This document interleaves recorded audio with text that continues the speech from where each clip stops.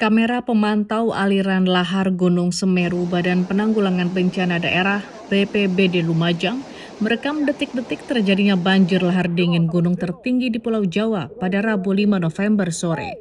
Warga pun panik usai tanggul penahan aliran lahar dingin di Desa Gondoruso, Kecamatan Pasirian, jebol. Tanggul sepanjang 150 meter ini tersapu banjir lahar dengan skala besar mencapai 35 mm. Dampaknya aliran lahar dingin mengalir dan merendam lahan pertanian serta memutus akses jalan antar kecamatan.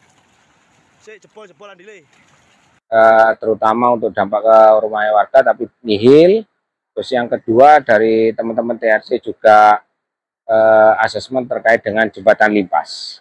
Kita sudah ada evakuasi ya terkait dengan adanya warga yang tidak bisa terisolir artinya terisolir di wilayah Sungai Regoyo ini.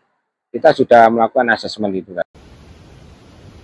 Guna memastikan keselamatan warga, tim gabungan dari BPBD, Kodim 0821, Polres dan relawan setempat terus memantau debit air sungai yang menjadi aliran lahar dingin Gunung Semeru.